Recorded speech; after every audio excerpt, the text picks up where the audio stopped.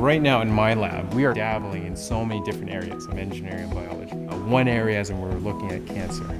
We feel with the technologies and the tools that we have, we can edit the genes of a cancer cell and immediately find what is causing the cancer.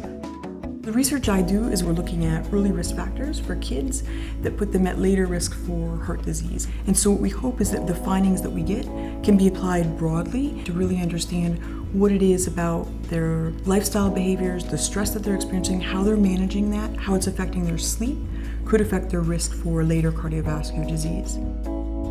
So my research team, my lab, collaborate with scientists across Canada and United States in studying the mechanism of aging and in using small chemical molecules that can delay aging. There's been so much discussion in carbon emission wreaking havoc on our environment health right now. The second area that we're also looking at is energy, creating new environmentally friendly biorenewable fuels.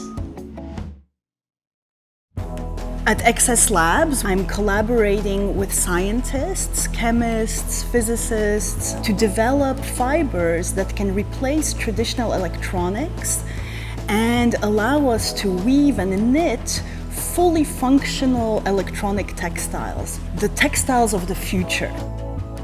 Security really impacts our day-to-day lives, right? We all use computers, most of us have a smartphone. At some point, someone has to fight for user privacy. Security is a very future-looking field. We don't know the full extent of what types of security threats we're going to have to mitigate in the future. So we're making innovative prototypes, garments that can change shape, change color, that can sense our bodies, sense the environment, communicate with one another. We want to build systems that are very inclusive, voting systems that voters with disabilities can use. We want to build financial systems for the unbanked.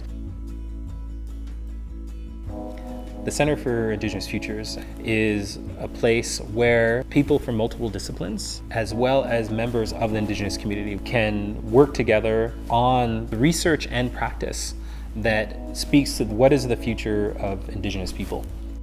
My teaching and research both focus on entrepreneurship and family businesses. Teaching about these topics, we can first of all prepare the next generation of family business leaders, and by doing research also we can generate new knowledge that can also then be translated into practical advice for the family business owners and also for their advisors.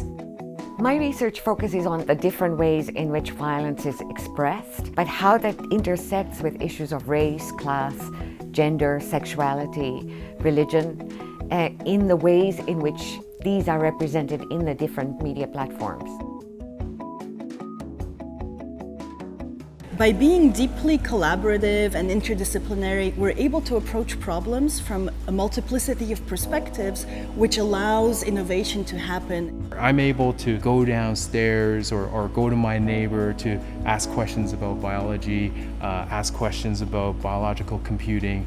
Aging and age-related disorders such as cancers, obviously extremely complex. And this is kind of reflecting on the spirit of Concordia University in terms of developing new collaboration, sustaining collaboration in order to tackle big problems.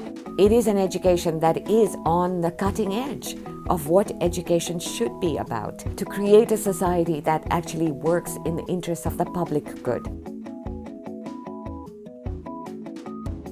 This is a campaign about talent, about getting people to come to Concordia and to stay here and to work here and to put their hearts and their minds into building a better society and creating great educational environment for our students, our graduate students, our postdocs, for the staff and faculty of the university to have professional growth and development and to give back to the world and to help solve some of the world's problems. Those are all great reasons to make a gift to Concordia because you're really making a gift to the future.